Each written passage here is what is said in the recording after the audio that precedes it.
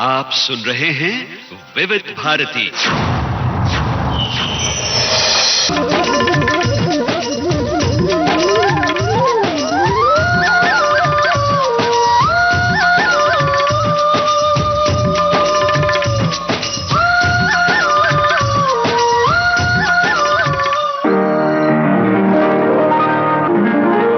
आज के मेहमान। अथ स्वागतम् शुभ स्वागतम् अथ स्वागतम् शुभ स्वागतम् आनन्द मङ्गल मङ्गलम् आनन्द मङ्गल मङ्गलम् हितप्रियम् भारत भारतम् हितप्रियम् भारत भारतम् स्वागतम् शुभ स्वागतम् अथ स्वागतम् शुभ स्वागतम्। आज के मेहमान। आज इस कार्यक्रम में श्रोताओं हम आपके लिए लेकर आए हैं हिंदी साहित्य जगत की जानी मानी लेखिका सूर्यबाला से एक भेंट वार्ता। आपसे बातचीत की है मंदाकिनी जोशी ने। आज सुनिए इस बातचीत का दूसरा भाग। दोस्तों नमस्कार, मैं हूं मंदाकिनी जोशी। आज के मेहमान इस कार्यक्रम में आज हमने विविध भारती के स्टूडियो में आमंत्रित किया है हिंदी की जानी मानी यानी लब्ध प्रतिष्ठित उपन्यासकार, कहानीकार और व्यंग्यकार डॉक्टर सूर्यबाला जी को। डॉक्टर सूर्यबाला जी, विविध भारती के स्टूडियो में आपका बहुत बहुत स्वागत है। नमस्कार मंदाकिनी जी, मुझे भी उतना ही अच्छा लग रहा है। आपकी कहानियों की जब हम बात कर रहे हैं तो एक प्रमुख समस्या अकेलेपन का भी आपकी कहानियों में बहुत चित्रण मिलता है और बहुत ही संजीदगी के साथ आपने इस अकेलेपन को कई कहानियों में उजागर किया है, उकेरा है। जैसे कि आपकी कहानी है कहो ना जी, उस कहानी में अकेलेपन की पीड़ा है। और बहुत सी कहानियों में जी, सांझवती की बात करें तो बुजुर्ग दंपत्ति के अकेलेपन की समस्या है। वहीं आखिर वी विदा अगर रचना की बात करें तो माता पिता अपने बेटे की वजह से त्रासदी में रहने को मजबूर हो रहे हैं। और अगर झील कहानी की बात करें तो सेवानिवृत्त व्यक्ति के अकेलेपन का वर्णन देखने को मिलता है। तो इस तरह से बहुत सारी कहानियां, सलामत जागीरें या पड़ाव या समापन या दूज का टीका, ये सभी कहानियां अकेलेपन से ग्रसित हैं। और कुछ कहानियां स्वार्थ पर केंद्रित लगती हैं, जैसे कि गीत चौधरी का आखिरी सवाल या विजेता। ये कुछ कहानियों में कटु यथार्थ उजागर किया है और मुझे लगता है कि यही आपकी शक्ति भी है कि आप जो है जीवन की उन कटु सच्चाइयों को, अकेलेपन को बहुत ही खूबसूरती के साथ उकेर रही हैं अपनी कहानियों में। आप ठीक कह रही हैं मंदाकिनी जी, क्योंकि बहुत सारी कहानियों के नाम आपने बताए। मुझे अच्छा लगा कि इतनी कहानियां आपने इकट्ठी की हैं। तो मैं इसमें से एक दो कहानियों को बताऊं, जैसे जी कि एक तो मटियाला तीतर। मटियाला तीतर भी बहुत लंबी कहानी है जी। वो मैंने इसका पाठ किया था तो बताया उन्होंने कि 1.5 घंटे तक मैडम आप बोलती रही जी और श्रोता चुपचाप पढ़ती रहे, पूरी मटियाला तीतर सुनते रहे। और पर एक बच्चे की आंख से देखी हुई दुनिया, उस बच्चे का अकेलापन भी। और एक बात और बताऊं मंदाकिनी आपको कि हम भीड़ के बीच भी अकेले होते हैं कभी। बिल्कुल। जब आप देखें कि नहीं, आपको कोई समझने वाला नहीं है, आपके साथ कोई नहीं है, और वो अकेलापन बहुत अखरता है, बहुत दारुण होता है, करता है। और दूसरी चीज, बहुत तरह का अकेलापन होता है। बिल्कुल। अकेलेपन और एकाकीपन में बहुत फर्क है, व्यक्ति पर भी निर्भर करता है और साथ ही साथ स्थितियों परिस्थितियों पर भी निर्भर करता है। जब अपने ही बच्चों के बीच में आज के माता पिता बहुत अकेले हो गए जी।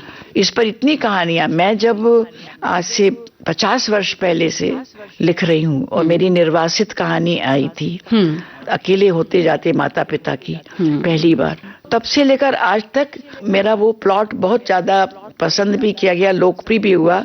जिसमें कि बड़े हो गए बेटे अपने माता पिता को बुला लेते हैं कि मकान बेचकर आ जाओ, और उसके बाद वो आपस में तय करते हैं कि माता पिता एक साथ न रहकर एक माता को रखे, एक पिता को रखे। उसका नाम पहले मैंने क्रौंच वध रखा था कि बच्चों ने माता पिता को इस ओर में अलग करने की सोच ली। लोग कहते हैं मुझसे कि बूढ़ों की संवेदना के इतने करीब कैसे आती हैं। तो लेखक का तो धर्म ही यही है, उसका काम ही है परकाया प्रवेश। बिल्कुल, वो दूसरों के मन में बैठ जाता है, बच्चे हों या क्या। तो इस तरह ये कहानी है। तो ये बूढ़ों का एकांत होता है तो अपने वश में तो लिखना है, हम लिख करके आपको बता सकते कि ये है, लेकिन पढ़ना, क्योंकि हिंदी कोई पढ़ नहीं रहा है, तो पढ़ करके वो उस अकेलेपन को दूर करने वाला जो है वो हमें नहीं आज दिखाई पड़ता है करके। और वो जो मैंने कहा मटियाला तीतर, उसमें वो राजस्थान किसी दूर के गांव से आया बच्चा, जिस तरह अपनी माँ अपनी छोटी सी बहन जिसको अपनी गोद में खिलाता था, वो सबको मिस करता है और नौकरी करने के लिए भेज दिया गया है। उसका अकेलापन जिस तरह उसमें है, और उसकी आंख से देखी हुई दुनिया जी इतनी विलक्षण है कि लोग कहते हैं कि ये बच्चा कहाँ मिला आपको। तो मटियाला तीतर जो शीर्षक आपने रखा, इस पर भी मैं थोड़ा सा जानना चाहूंगी, उत्सुकता भीतर जगी है। हाँ, वो यही है कि मैंने मोह बंधों की कहानियां लिखी हैं, मैं रिश्तों की कहानियां, मेरे लेखन का मूल केंद्र बिंदु जो है वो रिश्ते और स्मृतियां, जो मैंने कहा स्मृति कोश। तो उसमें ये बच्चा जो है ये अपने गांव के तीतर को भी याद करता है, तो और उसको भी मैं मटियाला तीतर ही समझ रही हूँ, जो बिल्कुल भद्रंग गंदे कपड़े पहने, पैर में बिवाई फटी हुई, उतनी दूर के गांव से आया है नौकरी करने, और उसको पता नहीं है कि उसकी माँ ने उसको नौकरी करने भेजा है। वो सोचता है कि माँ ने उसको मुंबई घूमने भेजा है। जी। और धीरे धीरे वो बर्तन करने और रोटी चपाती फुलाने लग जाता है। तो वो अकेलापन कैसे दूर करता है कि पॉलिश करने को कहा है ब्रास की मूर्तियों में, तो ब्रास की मूर्ति को अपने कमर में बटा के अपनी बिचूड़ी करके खिला रहा है। फिर वहां देखो तो उसकी माँ चली आ रही, घाघरा पहने सोच रहा है। फिर उसको कुछ ड्राइंग बनाने को कहा जा रहा है, तो माँ और मंदिर बना रहा है। और फिर वो कह रहा है अपनी मालकिन से कि आप मुझे बैला फुसला रहे हो। और एक वाक्य तो इसका बहुत ही अच्छा है, टची, कि वो कहती है आप क्या लिखते हो दिन भर, क्या लिखते हो जी, क्या करते हो उसको आप? तो कहती है कि मैं लिखती हूँ। क्या बात को लिखते हो? कि भाई अच्छी सोचा, ये बड़ी अच्छी बात है, इसको कुछ सीख नसीहत दी जाए, यही कि चोरी नहीं करना चाहिए, ऐसा नहीं कर।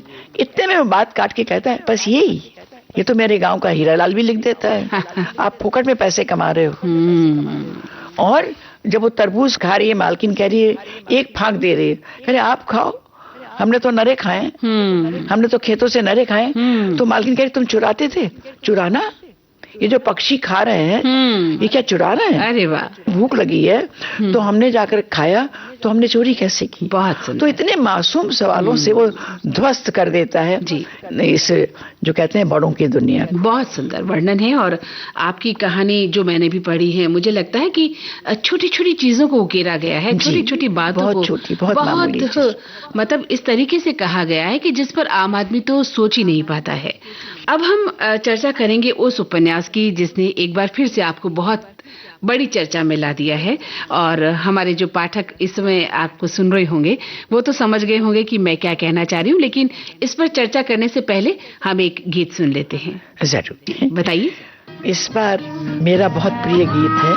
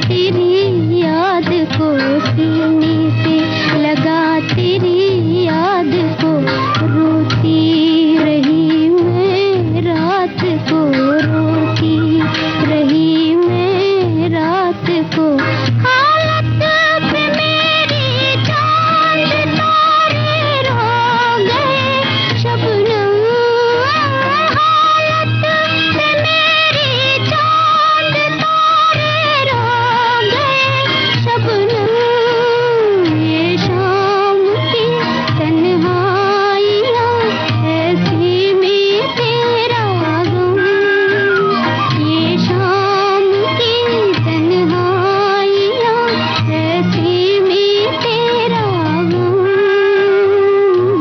सूर्यबाला जी, गीत तो बहुत सुंदर आपने पसंद किया है। लेखन के साथ साथ जो संगीत है वो भी बहुत सुकून देता है हमें। जी। आपका हाल ही में एक उपन्यास कौन देश को वासी वेणु की वेणु की डायरी, डायरी, जी। ये बहुत ही चर्चा में है। सूर्यबाला जी, इस बारे में बताइए। मैंने जहाँ तक पढ़ा आपको और जितना जाना, आपको 10 साल लग गए इस किताब को लिखने में। तो एक प्रश्न ये मन में आया कि इतने लंबे समय तक किसी एक विचार को लेकर चलना किसी लेखक के लिए कैसे संभव हो सकता है? आपने बहुत अच्छा प्रश्न पूछा है मंदाकिनी। विचार नहीं बल्कि एक संवेदना थी, एक हुक थी मेरे अंदर। तमाम सारी जो कहते हैं ना द्वंद्व, तमाम सारी उद्विग्नताएं मेरे अंदर चलती रहती थी। तो वो 10 साल चली? 10 साल वो तो चलती रहती, जीवन भर चलती रहती। हाँ, नहीं। 10 साल लिखने में लगे। लिखते तो क्या हुआ कि इसको मैंने, लोग कहते हैं मुझसे कि आप कहीं जाती है तो पूरी तैयारी के साथ जाती हैं, आपने पूरी योजना बनाकर कैसे लिखा, कैसे इतने बृहत उपन्यास। आप तो छोटे छोटे उपन्यास देती थी सूर्यबाला जी, ये 9 खंडों का और ये बड़ा 300-400 पेज का उपन्यास, तो आपने कैसे योजना बनाई, कैसे लिखा? मैंने योजना कुछ नहीं बनाई। मेरी कोई भी कहानी योजना से या उसे नहीं शुरू होती है। इस पर भी मैं बात करूंगी ये बस, हाँ, ये बस शुरू हो जाती है। इतना ज्यादा मैंने महसूस किया, इतनी ज्यादा संवेदना, इतनी ज्यादा अनुभव, अनुभूतियां मेरे अंदर बार बार की विदेश जाने से। इसी जैसे बताया जी, प्रवासियों के जीवन और उनके प्रवासी, सपनों हाँ, तो को उनको लेकर देख के मैंने कुछ कोशिश करके नहीं लिया। जी, जी। मेरे अंदर आपसे आप आता गया और मैं डायरी में लिखती जाती थी। जी। मैंने आपसे पहले ही कहा कि जब हमें बिल्कुल ऐसा हो जाता है कि हमें चैन नहीं लेने देती जब तक हम कलम से उसको शेयर न कर दें। तो डायरियां इकट्ठी हो गई, तो 3-4 साल, 5 साल, 6 साल तो ऐसे ही लगा। फिर एक दिन पढ़ते हुए लगा, फिर उसमें से एक आध कहानियां निकल आई। बच्चे कब मिलेंगे या सप्ताहांत का ब्रेकफास्ट मैंने लिखी इस तरह। जी। तो बाद में मुझे लगा कि ये तो उपन्यास हो सकता है।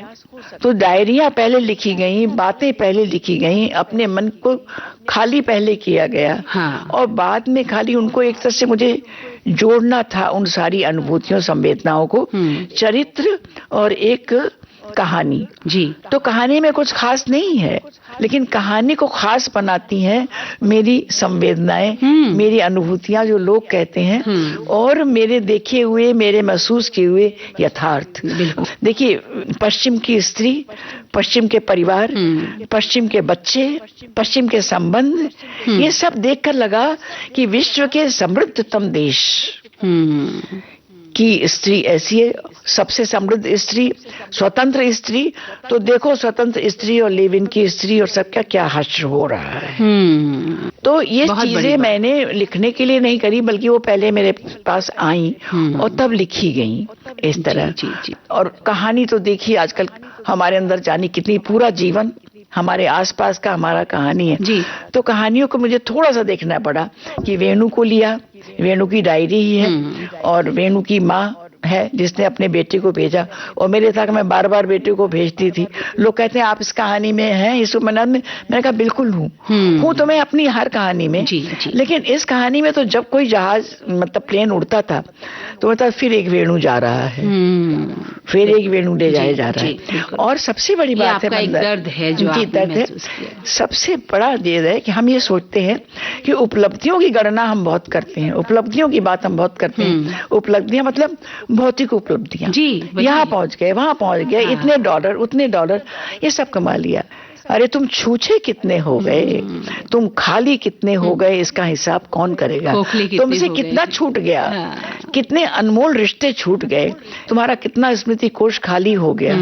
न तुम वापस लौट सकते हो, न तुम वहां पर रह करके, जब हमारी मतलब हम जीवन के अंतिम पड़ाव पर जी, होते हैं, तो जी। ये कहते हैं अमेरिका जो है it's a thing of hope and tears. तो होप के साथ लोग आते हैं और टीयर्स के साथ, क्योंकि उसमें एक मैंने दिखाया है कि गुजराती फैमिली बहुत खुश है। अरे यहाँ दूध और पेट्रोल एक दाम पर मिल रहा है, अरे यहाँ पर आइसक्रीम तो चलिए कितनी खाने को मिल रही है, सब है। लेकिन जब मरने की बात आती किसी बूढ़े की, तो अपने उस घर में जाना चाहता है, उस अपने देश की मिट्टी को लगाना चाहता है। तीसरी और सबसे महत्वपूर्ण बात, और सबसे मेरे लिए मेरी दुखती रग ये थी कि हम क्यों अपनी हर चीजों में इतने हीन महसूस करते हैं। अपनी भाषा को लेकर, अपने खान पान को लेकर, अपने पहनावे को लेकर के, अपनी सोच को लेकर के हम क्यों हर चीज के तरफ पश्चिम का मुंह देखते हैं। उनके पास है बहुत अच्छी चीजें, उसको स्वीकारो, उसे सराहो, लेकिन तुम्हारे पास जो अपनी चीजें हैं उसको क्यों नहीं तुम सराहते हो। अपने मूल्यों को हम खारिज उसको हम तब सराहते हैं जब हम पश्चिम में चले जाते हैं, वहां से खड़े होकर। अपने यहाँ ऐसे होता था, हम अपने बच्चे को डांट के दौड़ के लाओ, ये करो। वहां हम नहीं बच्चे को डांट सकते। माँ बाप उतने बड़े नहीं जितने बड़े की कानून है। तुम 911 पर फोन करो और बुला लो, वो आएंगे और माँ बाप से छीन कर बच्चे को ले जाएंगे कि आप बच्चे की परवरिश नहीं कर पा रहे हैं, हम करेंगे। ज्यादा अच्छी परवरिश कौन करेगा? अनाथ आश्रम करेगा। ये कटु सच्चाइयां, ये बहुत बड़ी बात हो रही है, ये अब सब जगह हो रही है। बिल्कुल। और संबंध बुरी तरह विच्छिन्न हो रहे हैं, बच्चे इतने अकेले हो गए हैं। अच्छा, किसी व्यक्ति का दोष नहीं है, दोष जो आपने कहा बदलते समय का है। इस समय ने ऐसा निरुपाय, लाचार और यांत्रिक हमें बना दिया है। मैं जहाँ रहती थी, लोग कहते थे कि शहर के 40% जनसंख्या जो है वो बिल्कुल अकेली रहती है, अकेली, खाली यंत्रों के साथ। बिल्कुल। वहां मैं हमेशा कहती थी, जब मैं बाहर जाती थी, देखिए इतनी सफाई, इतनी व्यवस्था, इतना बहुत अच्छा लगता था। इतने लंबे लंबे लॉन, कहीं जरा सी गंदगी, जरा सा कुछ नहीं तो देखा ही नहीं। तो मैं हमेशा कहती थी, आओ अपने देश के लोगों, आओ यहाँ बसो, यहाँ पर भारत बसाओ, यहाँ पर भारत बसाओ। अमेरिका में, ये भारत में अमेरिका मत बसाओ। वाह, बहुत सुंदर, बहुत अच्छी गहरी बात आपने मुझे बताई है। और हमारे तो देखिए पुरखे कह भी गए हैं कि जननी जन्मभूमिश्च स्वर्गादपि गरीयसी जना। तो अपनी जन्मभूमि ही सबसे प्यारी होती है। और ये हमारे आपका जो प्रयास है वो यही है कि युवा पीढ़ी को उसकी जो विदेश प्रियता के सम्मोहन से बचा लें, बाहर ले आए किसी तरह से।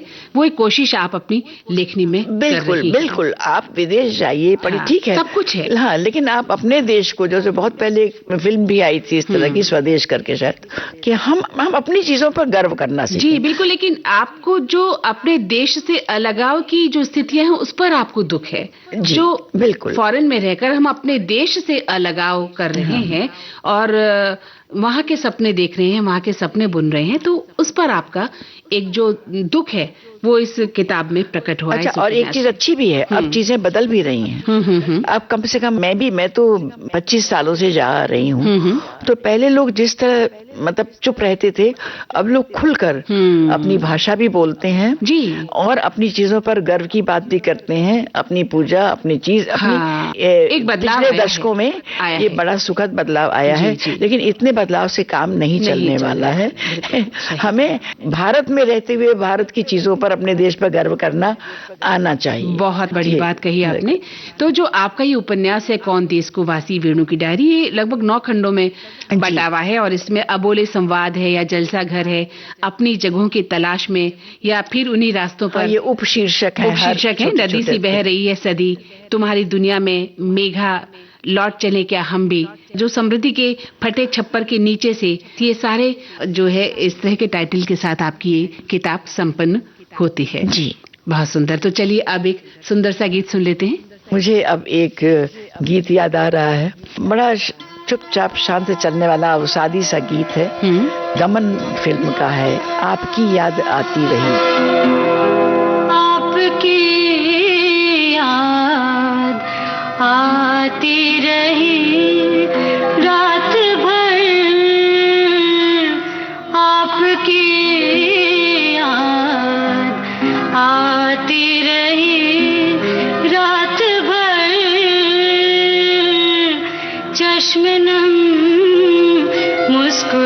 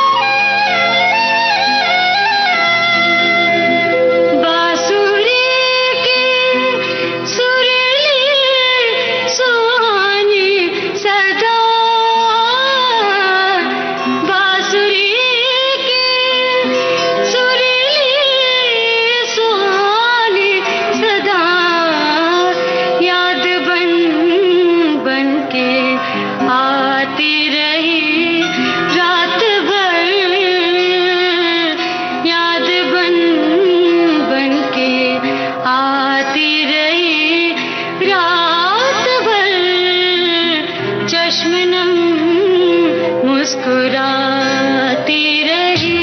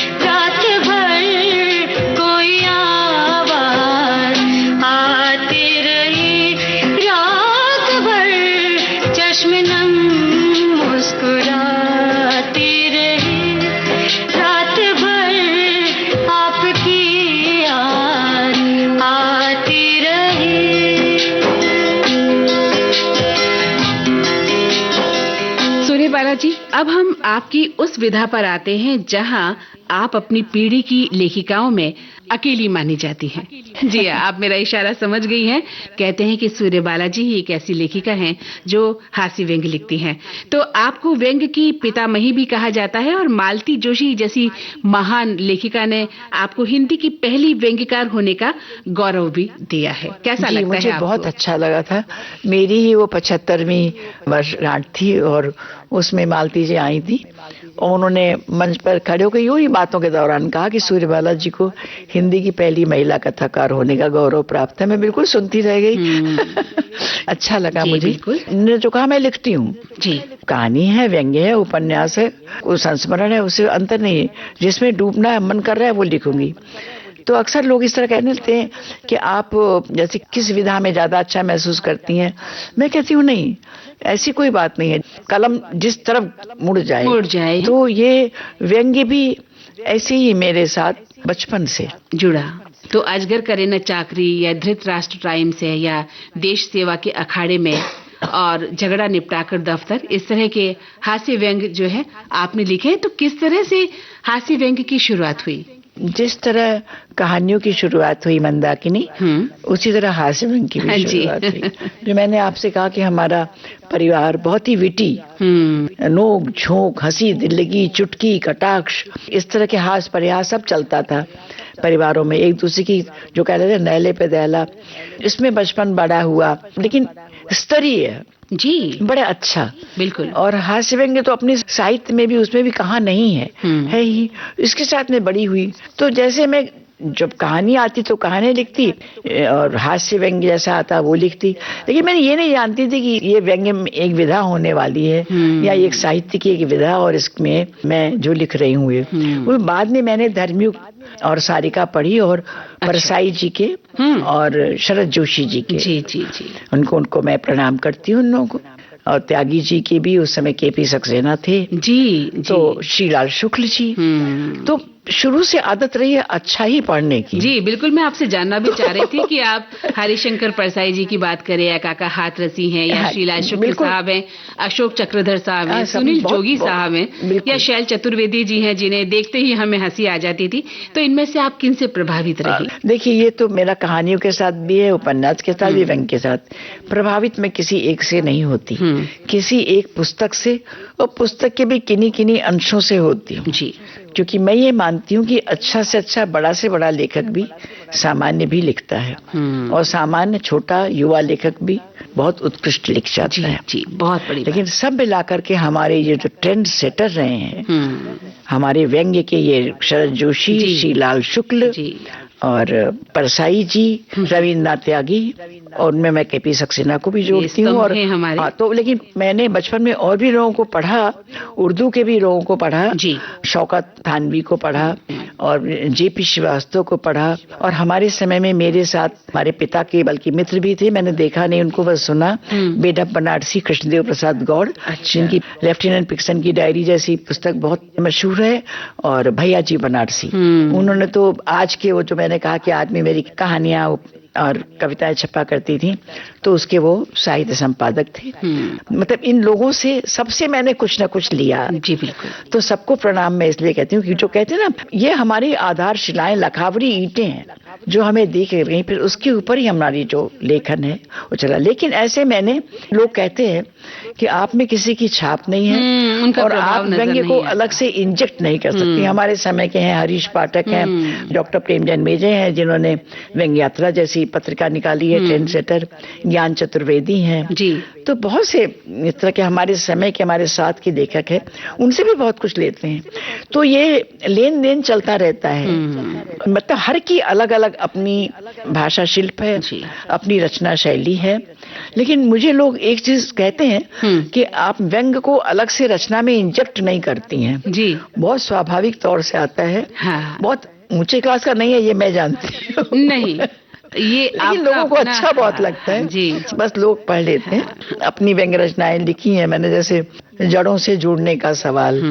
तो मतलब आजकल जैसे ये हाई सोसाइटी में सबसे ज्यादा क्या है कि हम अपनी जड़ों से जुड़े रहें। तो हम नाटक देखेंगे तो जड़ों से जुड़ जाएंगे, तो हम ये करेंगे तो जड़ों से जुड़ जाओगे। और हमारी कहानियों में भी ये चलता है, जो अंडर करंट की तरह। तो जब कहानियों में जुड़ता है तो अंडर करंट की तरह जुड़ता है। जब व्यंग्य रचना सीधे लिखने की मन करता है किसी भी एक चीज पर, और व्यंग्य बहुत गंभीर विधा है, बिल्कुल मुश्किल भी है और गंभीर भी है, और जिसकी मैं कहती हूँ हमेशा कि व्यंग्य सिर्फ कलम से नहीं लिखा जाता, व्यंग्य तो हमारी रगों में बहता है। जैसे मैंने आपसे कहा कि बचपन में ऐसा माहौल रहता था, तो आपसे आप वो अंदर से निकलता है, तब हम व्यंग्य लिखते हैं। और लोग ये भी कहते हैं, आपसे बताऊं मुझसे, कि एक बार कहानी में प्रतिष्ठित होने के बाद आपको व्यंग्य लेखन में लिखने का क्यों आपने सोचा? तो बिल्कुल नहीं सोचा। ये सब हमने, जैसे आपसे कहा, शुरू से समांतर चला है, और जब मन किया है तभी जी। और सबसे बड़ी बात आपके लेखन की कहें, आपके व्यक्तित्व की कहें, आपने कुछ सोच समझकर नहीं किया कि मुझे सायास कुछ जीवन हमें जो देता है और जिस भी तरह की संकेत देता है, आप उसी तरह से गए और हमें बेचैन करता है, तब उस चीज को लेकर। बिल्कुल सही कहा। तो सूर्यबाला जी, दूरदर्शन पर भी आपके बहुत सारे धारावाहिकाएं हैं। पलाश के फूल की बात करें, ना किन्नी ना, या सौदागर दुआओं की, या एक इंद्रधनुष, बहुत सारे धारावाहिक हैं। और आज भी हमें याद है पलाश के फूल हम देखा करते थे, बहुत ही शानदार था, अभी अच्छा लग रहा है, ज़हन में है वो चीज। तो आज जब हम धारावाहिक देखते हैं जो लंबे चलते हैं लेकिन याद नहीं रहते हैं, है ना। तो ये, और एक आपकी सजा याफ्ता कहानी पर टेलीफिल्म भी बनी जिसको पुरस्कार भी मिला। ये जो समृद्ध लेखन रहा आपका, जिस तरह के धारावाहिक भी आपने लिखे, वो आज भी दर्शक याद करते हैं। अगर ऐसा है तो बहुत अच्छा है जी, बिल्कुल। जैसे बहुत से दर्शकों ने और लोगों ने मुझसे कहा कि हमने पहले न किन्नी न पढ़ी, या हमने पहले न किन्नी न देखी, तब हम आपसे तो बाद में मिले, बिल्कुल, आपकी कलम से पहले मिले, जुड़े, तो मुझे बहुत खुशी होती है इस बात की। और इन सारी कहानियों में जो आपसे बताएं, न किन्नी न में भी, और आपने जो अभी एक सजा याफ्ता कही, बहुत बारीक किस्म का करुण व्यंग्य चलता रहता है। तो जो व्यंग्य जो मैंने आपसे कहा कि बहुत गंभीर और बहुत जो कहते हैं उसका स्रोत जो है वो करुणा है, लेकिन उसकी सारी कुछ जो अंतर है वो उसके शिल्प में है। हमें उसे परोसना पड़ता है अच्छा स्वादिष्ट बना करके।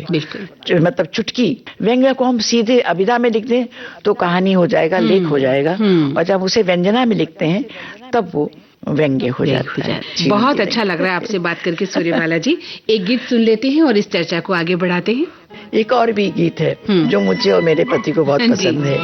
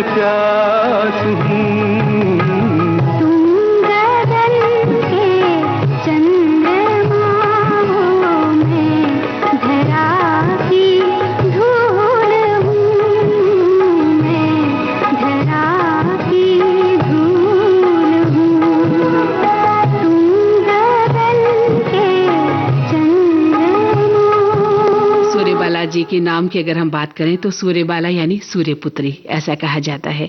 एक संवेदनशील कर्तव्यनिष्ठ गृहिणी रही हैं आप। तो अब आपके लेखन से अलग हटकर कुछ और बातें हम कर लेते हैं कि एक संवेदनशील कर्तव्यनिष्ठ गृहिणी के आगे क्या सूर्यबाला जी ने अपने अंदर की लेखिका की कभी आहुति दी? जी बिल्कुल दी। मैं इसको बिल्कुल मानूंगी। मेरे लिए मेरा जीवन, मेरा परिवार और एक गृहिणी की दिनचर्या प्रमुख थी।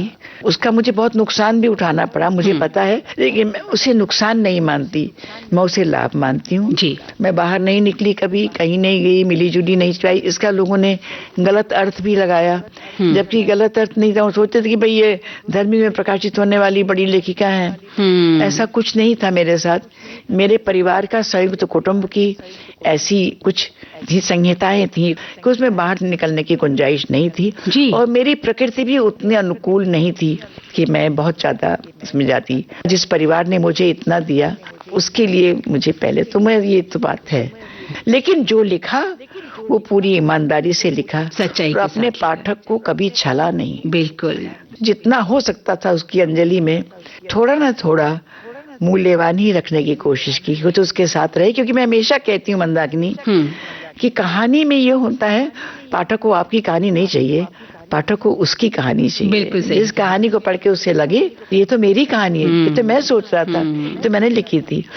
और उसके बाद दूसरी चीज ये है कि सब कुछ अच्छा लगने के बाद सब लगी, उसके पास क्या रह जाता है जो उसको पता भी नहीं होता, वो कहानी उसको कुछ थोड़ी सी दे के वाह, चली जाती बहुत है। बड़ी बात। और जीवन में उसको कभी न कभी समय आता है जब वो कहानी उसका हाथ पकड़ के, उंगली पकड़ के उसको रास्ता बता देती। तो पारिवारिक रिश्तों और आपकी सृजन यात्रा के बीच सामंजस्य कैसे बनाकर रखा आपने? इतनी आप समृद्ध लेखिका हैं, इतनी सफल लेखिका हैं, इतने पुरस्कार आपने जीते, ही कोई आसान काम नहीं है पारिवारिक जीवन को बचाते हुए, बिताते हुए लेखन यात्रा को अनवरत रखना। तो दोनों में सामंजस्य किस तरह से बैठा के रखा? क्या लाल साहब जो आपके पतिदेव हैं उनका सहयोग मिला?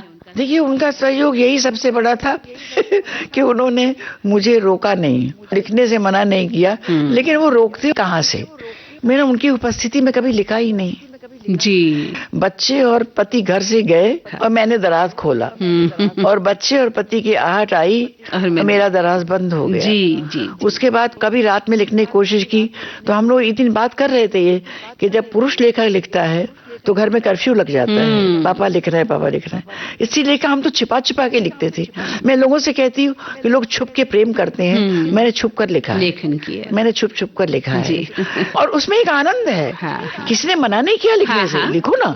वो हमारे मेरे संधिपत की शिवा के लिए भी जब लोग कहते, हमने कहा शिवा की अपनी चॉइस थी, शिवा से कोई कहने नहीं गया था। जी बिल्कुल, वो विद्रोह करती ना, लेकिन उसकी अपनी चॉइस, उसका मन था कि मैं ऐसा जीवन बनाऊं, मैं इन लोगों को जीवन दूं, मैं इन लोगों को खुशी दूं, और खुशी देकर भी खुशी मिलती है, जो मैंने आपसे शुरू में बिल्कुल ये बहुत सच है। तो क्या लाल साहब कभी आपके प्रथम पाठक के रूप में रहे? जी हाँ, वो मेरी हर रचना के पहले पाठक होते हैं, श्रोता। पढ़ेंगे नहीं वो, मैं बहुत मुश्किल से उनका समय लेती हूँ और उनको 5-5, 6-6 पेज बस इतना और पढ़ के सुनाती हूँ। कहती हूँ कि ये बंद कर दीजिए, वो बंद कर दीजिए, पूरा ध्यान दीजिए। उनको सुनाते हुए मुझे खुद भी मेरी रचना सुनने को मिलती है। कभी फोन आए हों, पाठकों की खत आए हों जिसे पहले बहुत आते थे, अब व्हाट्सएप पे आते हैं, लेकिन बहुत ज्यादा पाठकों की लेखिका में कभी नहीं रही, क्योंकि मैंने वैसा लिखा नहीं। जज्बाती लेखन, लाउड लेखन मैंने नहीं किया, और मुझे वही लिखना है जो मैं लिखूंगी। जी बिल्कुल। और अच्छा, और प्रचार प्रसार भी जब मैं घर में बैठी रहूंगी तो घर के अंदर आके पाठक थोड़ी पढ़ेंगे। जहाँ तक पत्रिकाएं जाएंगी, किताबें भी मैं नहीं भेजती थी कि अगर पुस्तकें कहीं भेजी तो बच्चे शोर मचाना शुरू कर देंगे, कहेंगे ये देखो ये लिख भी रही है और सबके पास किताबें ही भेज रही हैं। सही बात। तो हमारे घर में लेखन का, साहित्य जगत वाला कोई माहौल नहीं था कि हम साहित्य का कुछ समझे कि साहित्य जगत में क्या चल रहा होता है। आपके अपने घर में जो एक माहौल था उससे ठीक विपरीत मेरे घर के अंदर किसी लेखिका को आने की बिल्कुल अनुमति नहीं थी। मेरे घर के अंदर गृहिणी, माँ, पत्नी और बाकी सारे रिश्ते रहते थे, सिर्फ लेखिका नहीं रहती। बहुत बड़ी बात। एक और बड़ी मजेदार बात आपको बताऊं। जी। मेरे देवर की लड़की ने एक दिन उससे कहा, वो मुझे बहुत ज्यादा मेरे लिए करता है और मेरे बहुत करीबी है, और मेरा छोटा देवर जो अब अधेड़ हो गया है, मैं उस पर एक बड़ी कुछ पंक्तियां भी लिखी जो लोगों को बहुत अच्छी लगी। उसने हमारी किताबें सब सजा के रखी, बहुत खुश होता है। तो उसकी बच्ची ने पूछा एक दिन कि पापा ये सारी किताबें क्या बड़ी मम्मी ने लिखी हैं, उनकी लिखी हुई? तो उन्होंने कहा हाँ क्यों? तो वो कहती है बच्ची कि इसलिए कि उनको देख के लगता नहीं कि उन्होंने लिखी। अच्छा। तो ये मेरी बहुत बड़ी उपलब्धि है। जी। आपने अपना जो संतुलित व्यवहार रखा, सादगीपूर्ण जो व्यवहार घर को दिया, तो कहीं एक लेखिका का जो जामा है, एक आवरण है, वो ओढ़ के नहीं रखा। बिल्कुल नहीं, दूर तक नहीं, और बड़ी सहजता। और उसमें अगर कोई मेरे लेखन की बात करता है तो मुझे बिल्कुल अच्छा नहीं लगता। सूर्यबाला जी, लेखक और पाठक के बीच का जो रिश्ता है वो कैसा होना चाहिए आपको पता ही है, तो पाठकों के भीतर तक पहुंचने का क्या कोई गूढ़ मंत्र होता है? यही तो बताया आपको, मैंने बताया ना ये पाठकों और बीच की रिश्ता कैसा होना चाहिए, मेरे और मेरे पाठकों जैसा होना चाहिए। एक और अच्छी बात बताती हूँ, जयपुर में कुछ गोष्ठी हो रही थी तो एक महिला मन से कह रही थी कि सूर्यबाला जी को पता नहीं है कि मैं पिछले 25 सालों से सूर्यबाला जी के साथ हूँ। ये आज से बहुत साल पहले उन्होंने कहा। तो जब मुझे अंत में बोलना था तो मैंने कहा कि अगर आप मेरे साथ इस तरह लगातार न होती तो मैं इतना लिख नहीं सकती थी जी। तो पाठक और लेखक का एक इतना निश्चल और इतना अनूठा संबंध होता है कहीं ना कहीं से। देखिए इतने पाठकों ने मेरे संधि पत्र पढ़ा, कैसे संभाल कर रखा, कैसे सहेज कर रखा, क्या क्या, ये सब मुझे तब नहीं मालूम था। मैं निर्द्वंद लिखती जा रही थी। ये सब मुझे अब सोशल मीडिया के माध्यम से मालूम पड़ रहा है, ये सब मुझे फेसबुक से मालूम पड़ रहा है, व्हाट्सएप से मालूम पड़ रहा है, ये सब चीजें आ पा रही हैं। मुझे नहीं मालूम था पहले। बिल्कुल, जैसा अभी आपने कहा कि उसने कहा कि 25 साल से वो आपके साथ हैं। हाँ। आपका एक कहानी संग्रह जो गौरा गुणवंती है, हाँ। वो 40 साल पहले आपने लिखा था लगभग। वो गौरा गुणवंती एक तरह से मेरी पहली कहानी थी। जी। तो एक पाठक का कथन मैं पढ़ रही थी, काफी कुछ जब मैं आपके बारे में पढ़ रही थी, कि उन्होंने कहा कि ये किताब आज भी मेरे भीतर से हट क्यों नहीं रही है, मैं नहीं समझ पा रहा हूँ। यही लेखक का सबसे बड़ा पुरस्कार अवार्ड होता है। बिल्कुल सही यही होता कहा। है। आपके पास जैसा कि हम बात कर रहे थे, कोई लड़ाई नहीं लड़ते, कोई मशाल लेकर नहीं खड़े हो जाते हैं, और बस एक सही मनुष्य बनने की लड़ाई आपकी कहानी में हम अक्सर महसूस करते हैं। तो चलिए अब एक सुंदर सा गीत सुन लेते हैं। मुझे अब एक गीत याद आ रहा है, बड़ा चुपचाप शांत चलने वाला गीत है। हाले दिल उन्हें सुना, हाले दिल यूं उन्हें सुनाया गया, आँख ही को जुबान बनाया गया, आँख ही को जुबान बनाया गया। जिंदगी की उदास रातों को, जिंदगी की उदास रातों को आपकी याद से सजाया गया, आपकी याद से सजाया गया, हाले दिल उन्हें सुनाया गया। इश्क की वो भी एक मंजिल थी, इश्क की वो भी एक मंजिल थी, हर कदम पर फरेब खाया गया, हर कदम पर फरेब खाया गया, हाले दिल यूं उन्हें सुनाया गया।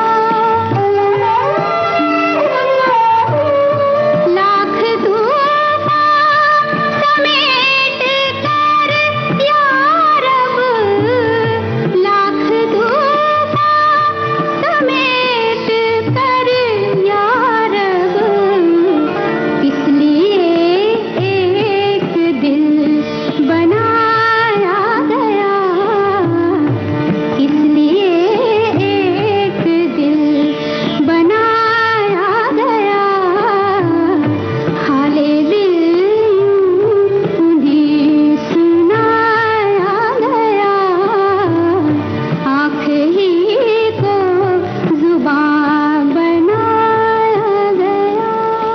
स्त्री विमर्श और स्त्रीवाद दोनों शब्द वैसे एक दूसरे से जुड़े हुए हैं।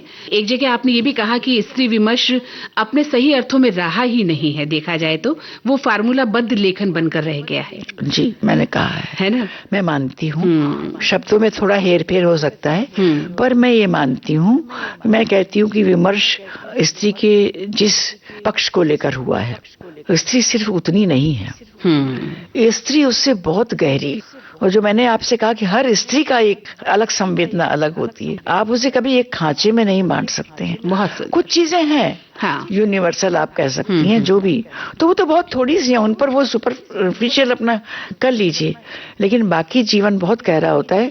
और जो मैंने कहा कि स्त्री भाव, जो अभी कात्यायनी संवाद मेरी एक कहानी रही है, कई पुरुषों के पत्र आते हैं कि आपने तो स्त्री विमर्श को, स्त्री लेखन को एक अलग ही वो दे दिया है।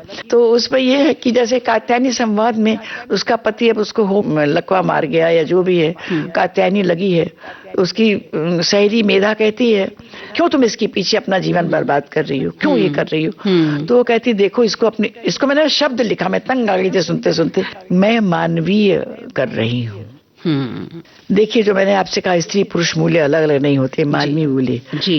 एक अगर कुछ भी ऐसा हो जो कि हमें एक दूसरे असहाय व्यक्ति के लिए किया जाना चाहिए, और इसमें एक तो इतनी गहरी बात इस कहानी मैंने लिखी है कि वो कहती कि क्या मालूम ये व्यक्ति ऐसा दुर्दांत क्यों होता गया, कहीं इसलिए तो नहीं कि लोग मुझे बहुत मानते थे, जी बिल्कुल, या मेरे गुणों की बहुत कद्र करते थे। अच्छा, दूसरी जो आपने गौरा गुणवंती कहानी की, वो भी मैंने सोचा कि इस कहानी में क्या है, आजकल पता नहीं क्या क्या लिखा जा रहा है, उत्तर आधुनिकतावाद और क्या क्या, उसमें ये कहानी कहाँ ठहरेगी?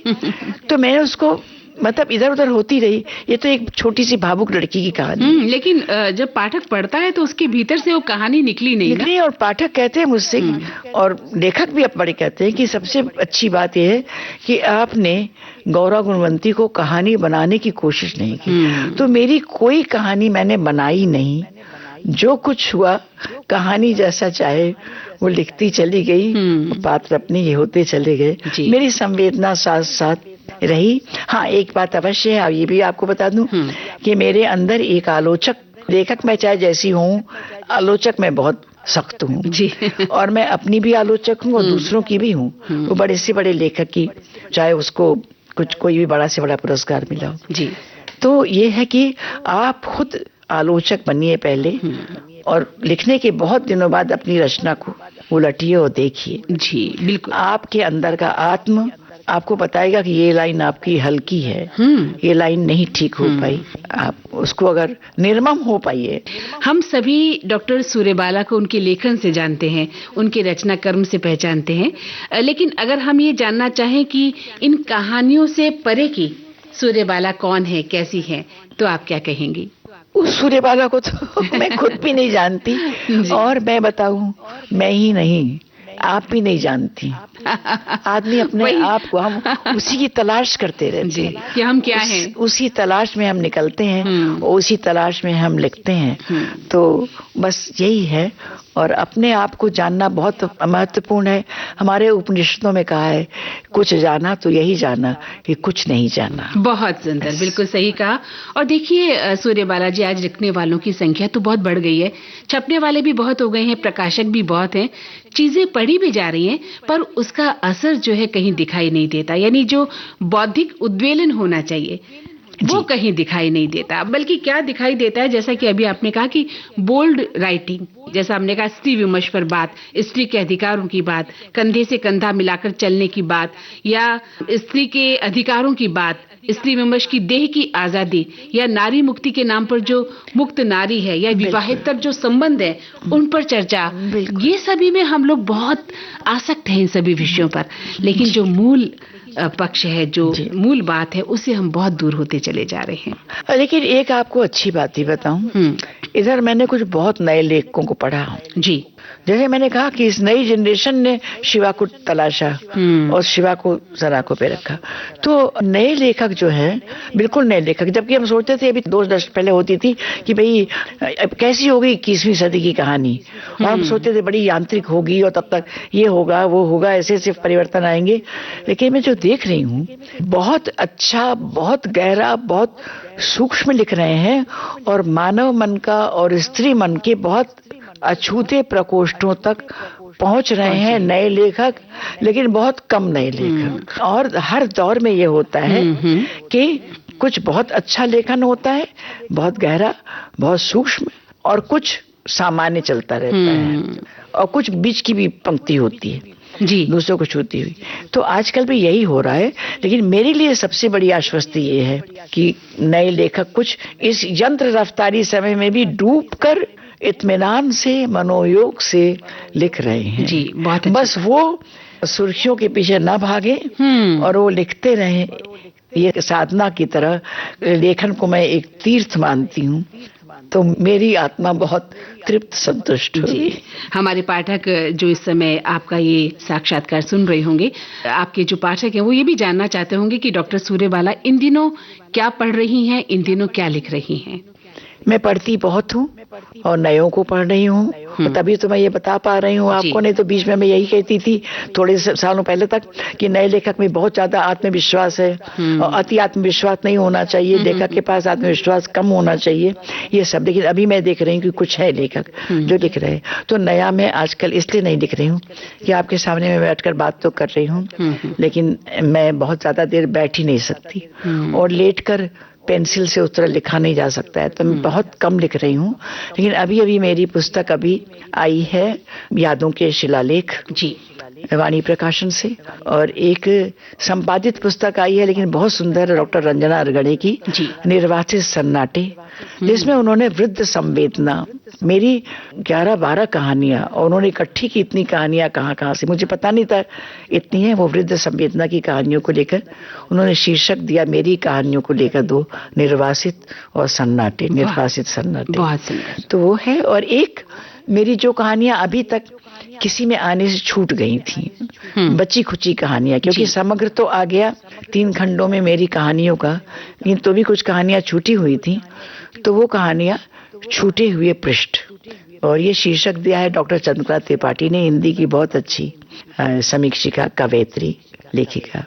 तो ये है। हाँ, एक पुस्तक मेरे संस्मरणों की, डिप साहब की तीसरी बेटी। ये मेरे पाठकों की बहुत जिद पर कि मैंने कहा मैंने ऐसा लेखन नहीं किया जिसको कि बड़े कोई ऊंची किस्म की चीज हो, उठा पटक हो, बहुत ज्यादा संघर्ष है, तो बहुत अलग तरह का, बहुत गहरा संघर्ष है, जिसे मैं बहुत खोलना नहीं चाहती। उन्होंने कहा आपने जो जीवन जिया है वही हमें चाहिए, वो लिखिए। तो मैंने अभी दीप साहब की तीसरी बेटी और सैदपुर में शेक्सपियर, नाम सैदपुर में शेक्सपियर नाम से, बहुत अच्छा नाम। क्योंकि मैं रही शहर में हूँ शुरू से, लेकिन विवाह मेरा धुर गांव में हुआ।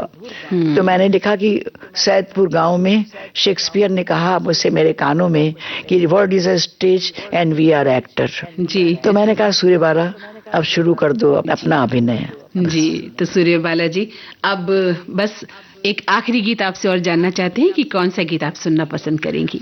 मैंने ज्यादा रोतू गीत सुनवाए हैं। नहीं, बहुत सुंदर शानदार गीत हैं, क्लासिक गीत हैं सब। हाँ, तो मैं एक कव्वाली सुना दीजिए। और वो भी कव्वाली क्यों सुना रही हूँ, मुझे कव्वाली बहुत पसंद है सुनना। बेमिसाल शब्द है इसके। हाँ। तुम्हें हुस्न देके खुदा ने सितमगर बनाया। देखिए जवाब क्या आता है। हाँ। चलो इस बहाने तुम्हें भी खुदा याद आया। तो बेमिसाल शब्द है इसके, और कव्वाली तो अच्छी है, पाठकों को सुनाइए।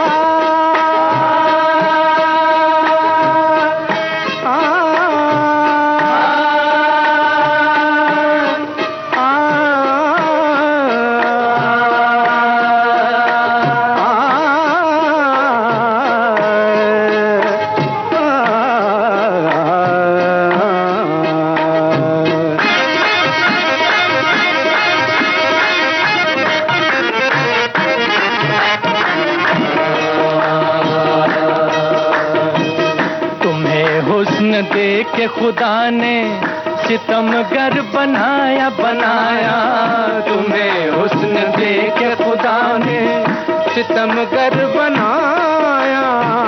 तुम्हें हुस्न दे के खुदा ने सितमगर बनाया। तुम्हें हुस्न दे के खुदा ने, तुम्हें हुस्न दे के खुदा ने सितमगर बनाया। चलो इस बहाने तुम्हें भी खुदा याद आया जी आया।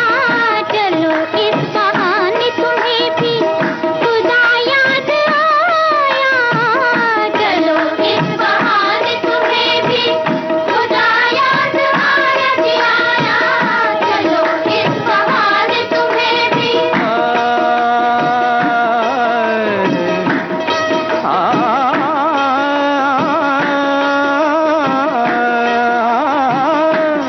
अगर नहीं हो तो रुख से ये पर्दा हटा दो, ये पर्दा हटा दो, हटा दो, हटा दो। जरा अपने चेहरे की हमको झलक तो दिखा दो। अपनी आँखों में असर पैदा करो, दर्द दिल दर्द जिगर पैदा करो। बाद में जलवे हमारे देखना, पहले इस काबिल नजर पैदा करो। अजी दिल क्या जिगर क्या, मोहब्बत की नजर क्या, कि सर पत्थर से टकराओ तो उस पे हो असर क्या। अगर अपने चेहरे से हमने ये पर्दा हटाया हटाया, तो कहते फिरोगे दीवानो खुदाया खुदाया खुदाया। तो कहते फिरोगे दीवानो खुदाया खुदाया। हुस्न दे के खुदा ने सितमगर बनाया बनाया। जो कार्यक्रम का समापन आपने कव्वाली के साथ किया है, बहुत ही शानदार कव्वाली अभी हमने सुनी सूर्यबाला जी। बहुत सारे पुरस्कार आपको मिले हैं, बस आखिर में यही जानना चाहते हैं कि आपको कैसा लगता है?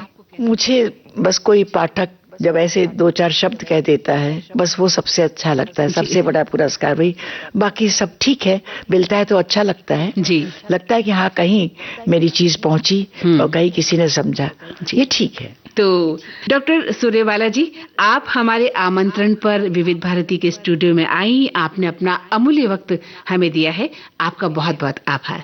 बहुत बहुत शुक्रिया मंदाकिनी, मेरा भी विविध भारती के लिए बहुत अच्छा लगा। मेरा आभार, मेरा शुक्रिया।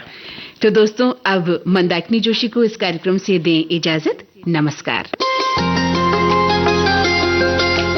हिंदी साहित्य जगत की सुप्रसिद्ध लेखिका सूर्यबाला से मंदाकिनी जोशी की बातचीत का दूसरा और अंतिम भाग आप सुन रहे थे। तकनीकी सहायक अनुश्री गुप्ता। विविध भारती के लिए इस कार्यक्रम के प्रस्तुतकर्ता अनुश्री पाठक। आज के मेहमान।